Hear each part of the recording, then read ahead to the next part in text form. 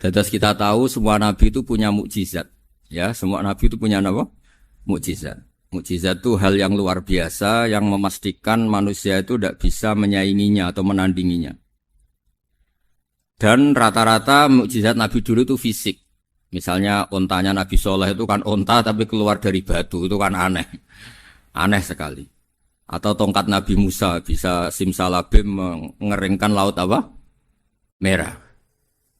Semua nabi itu punya mukjizat dan semuanya berbentuk fisik. Kecuali mukjizatul Rasulullah sallallahu alaihi wasallam itu berupa Al-Qur'an. Al-Qur'an itu konsep ilmiah.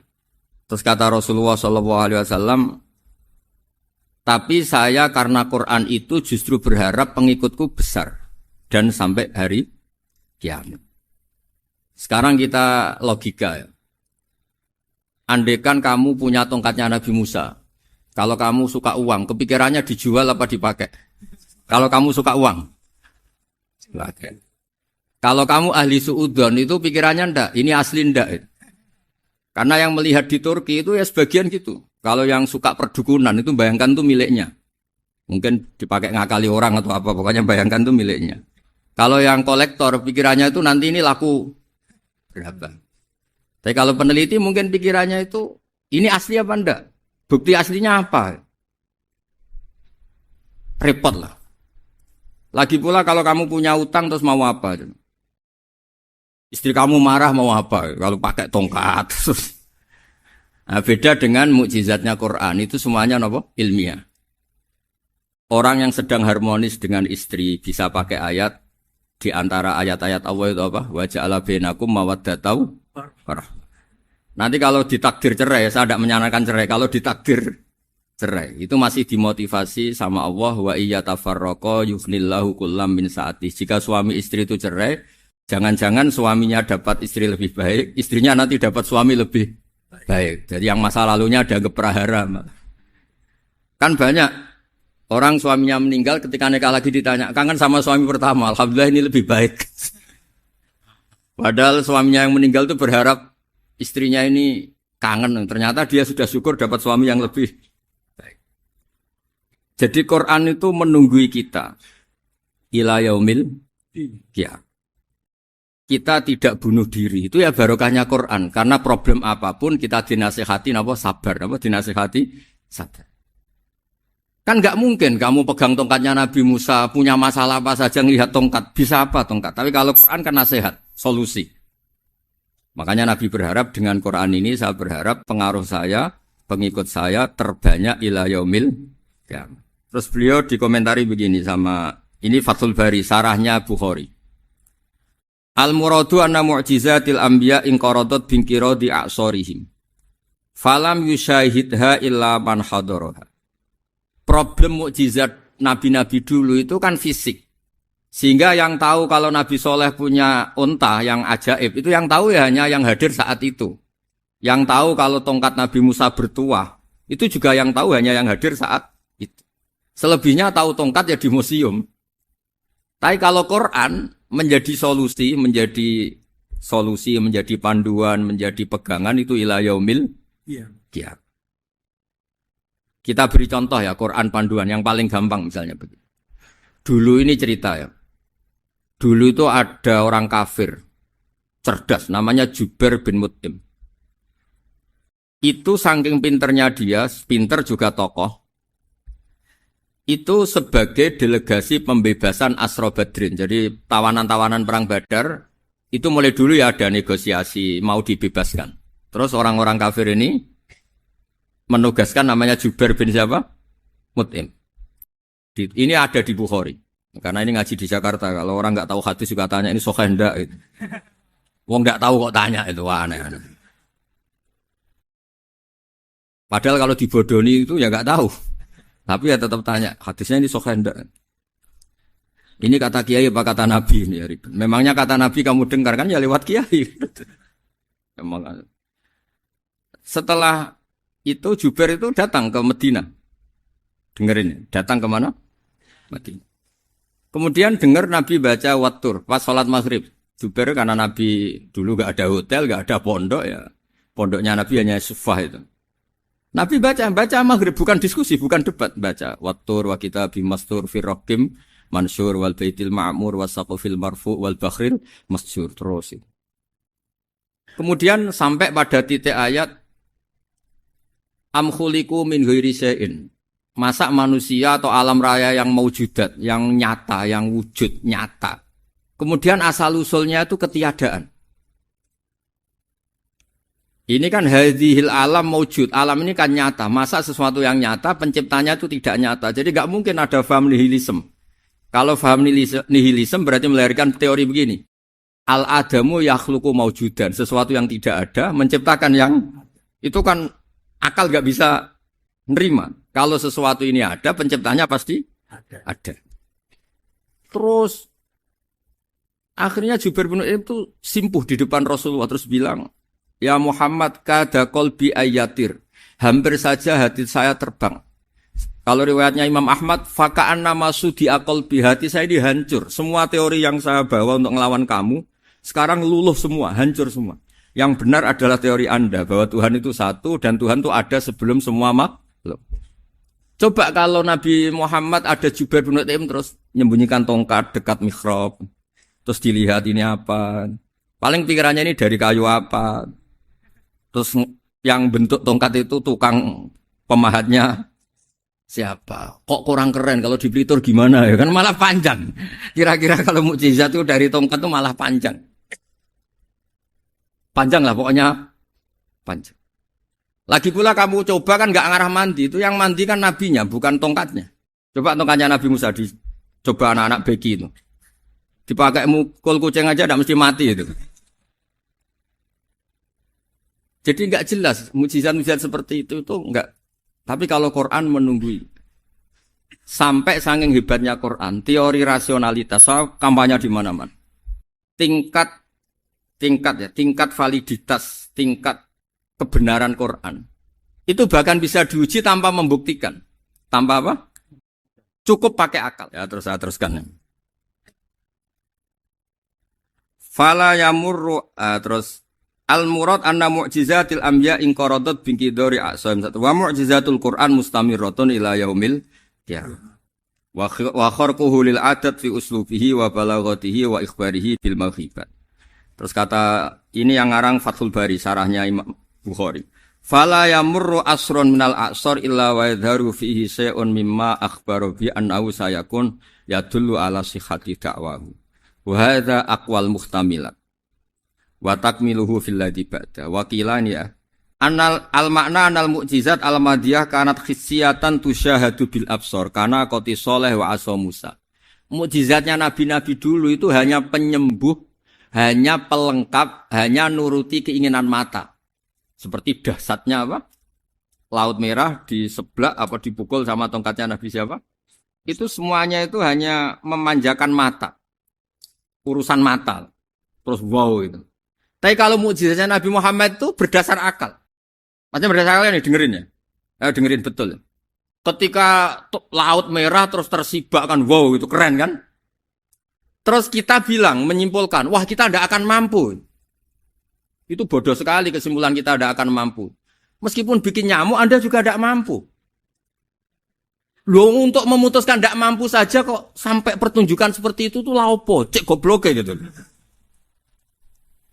Nah kalau kita karena umat yang pinter untuk memaksa kita nggak mampu, Allah bilang innallaha la yastahi ayadriba mathalam ma ba'ud. Kita melihat nyamuk langsung berkesimpulan tidak mampu.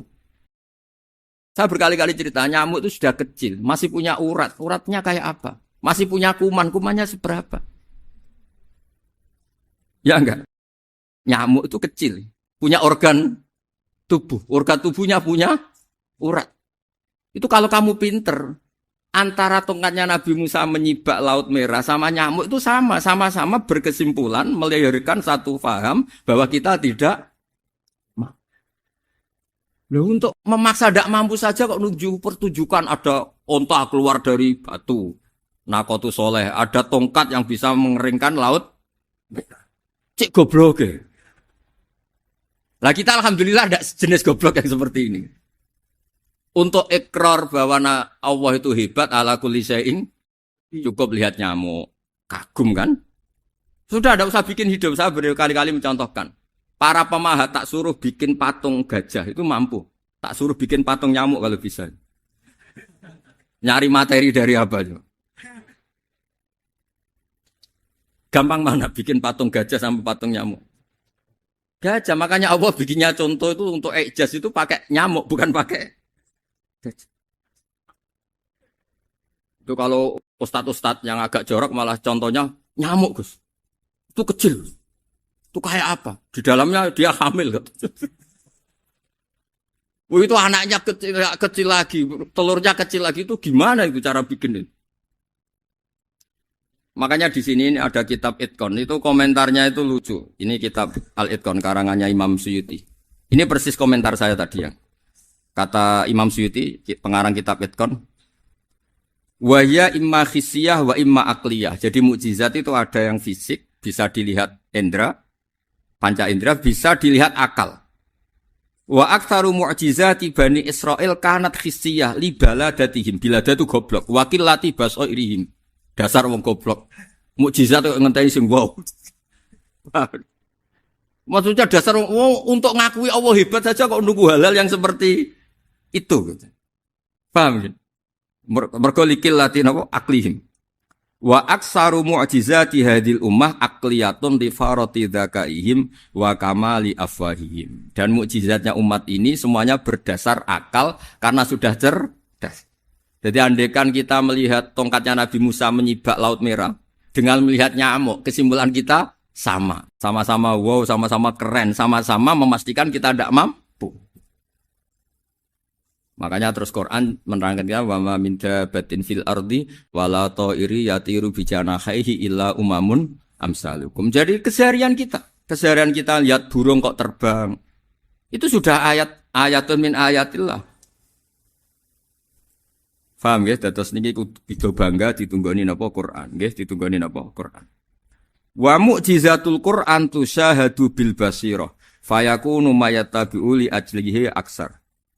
Terus li annal ladzi yusyahadu bi ainir ra'si yang qaridu bin qiradi musyahidi. Sesuatu yang tampilan dahsyatnya itu disaksikan mata, maka itu bisa habis. Era tongkat Nabi Musa seperti itu habis enggak? Bisa mengeringkan Laut Merah, habis kan? Tapi era mukjizatnya Quran ila yaumil qiyamah. Ya contoh sosial, saya kembali lagi ke sosial. Kamu punya teman awet atau punya istri awet, itu konsepnya ya wal kadhiminal ghaidh, agak gampang tersinggung. Coba kalau kamu setiap tersinggung putus, setiap tersinggung habis, kamu tidak punya teman, tidak punya istri. Sampai kita awet seperti ini, kalau kecewa ya wal kadhiminal ghaidh, ngempet. Termasuk saya ini, biasanya ngaji khusus terus baca gini ya kecewa. Tapi barokahnya diwarai Quran wal kadhiminal ghaidh, ngempet Gus, ngempet. Terus kecewa sama teman, kenapa tidak putus? Karena wal afina aninna, sudah kalau kecewa maafkan. Coba kalau kita kecewa presiden demo, kecewa menteri demo, kecewa orang tua minggat. Ya kalau dicari, kalau tidak kan malu. Saya itu punya teman tak tanya, kecewa gak sama bapak itu. Kenapa tidak minggat? Malu. Kenapa malu? Takut gak dicari. Itu orang tuh paling malu itu kalau keluar dari rumah gak di. Saya punya teman lagi, saya ini takut mati Gus. Kenapa? Takut istri saya tidak nangis Gus. Itu kematian terburuk itu kalau mati tahu istrinya ada nangis, itu malu betul itu.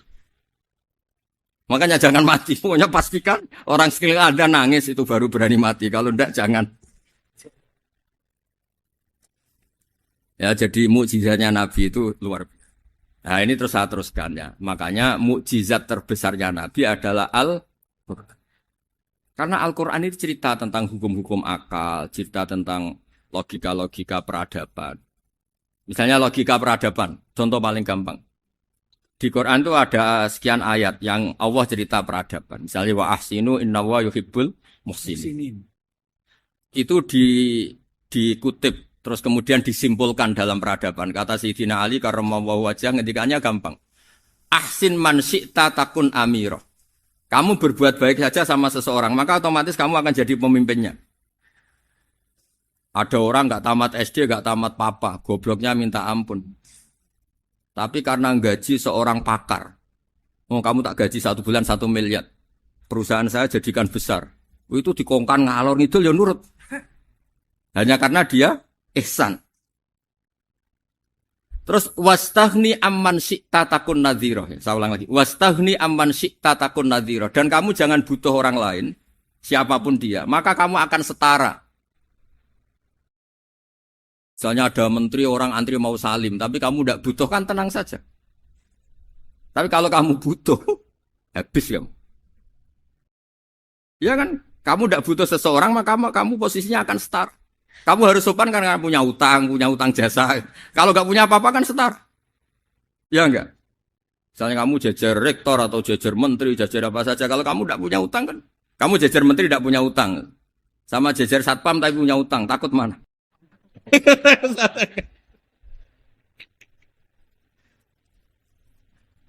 Kalau butuh itu mesti kalah kan?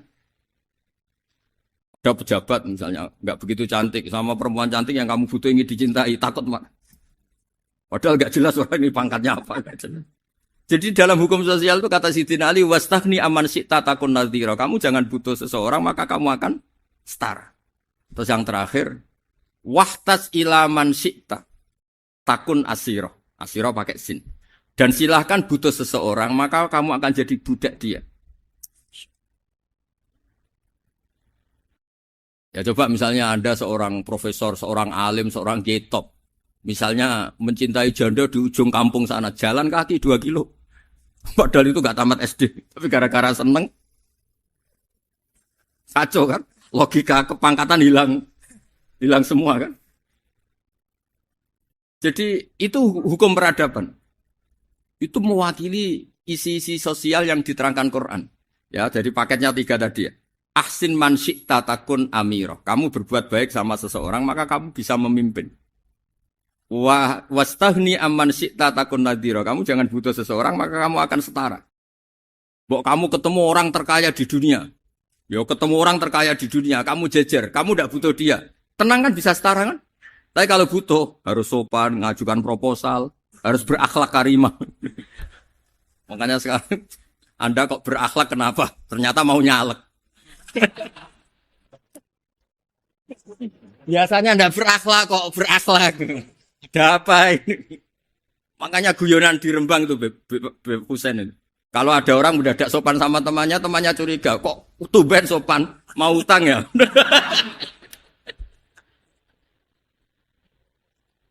Zaman akhir itu kacau.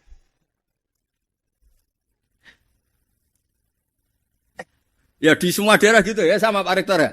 Kalau ada teman biasanya nggak sopan kok sopan, itu temannya curiga. Ini Pak Rektor UI ikut gaji. Kok tumben sopan, ada apa ya? Karena di mana-mana orang butuh itu pasti beretika. Kamu punya teman paling berdua, kalau mau utang berakhlak gak? Atau misalnya kamu punya adik cantik terus punya teman berdua, kalau cinta adik kamu berakhlak gak? Biasanya nggak sama sekali nggak berakhlak. Gara-gara butuh menjadi berakhlak. Ya jadi hukum sosial itu ya kuncinya 3 tadi. Ahsin man syi'ta takun amira. Wastaghni amman syi'ta takun nadhira. Terus wahtas ila man syi'ta takun asira. Kalau kamu butuh seseorang pasti kamu dibikin hina. Asir itu tawanan. Nah, Quran itu bicara sosial itu lengkap. Dan itu yang nunggui kita. Kita punya tetangga yang kurang baik, ya seneng. Punya tetangga baik, ya seneng. Kata Imam Syafi'i, saya berkali-kali cerita. Kok seneng semua Imam Syafi'i? Ya bagus lah. Kalau yang seneng saya enak lah. Dijak jagongan, dijak ngopi enak. Yang gak seneng saya, gak ngarah utang. Uang itu nak, kamu punya tetangga gak seneng kamu. Aman kan? Aman. Gak akan pinjem uang kan, pinjem mobil. Uang gak seneng kok.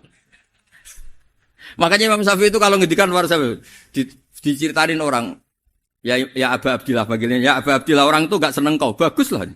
Loh kenapa bagus? Waman asa'a ilaika faqad atlaqaka. Orang yang gak seneng kamu maka membebaskan kamu. Gak akan pinjam uang, pinjam mobil, gak akan ganggu waktu kamu kan gak seneng. Justru yang seneng-senengi masalah pinjam terus. Imam Syafi'i itu orang yang anggap dunia itu selesai.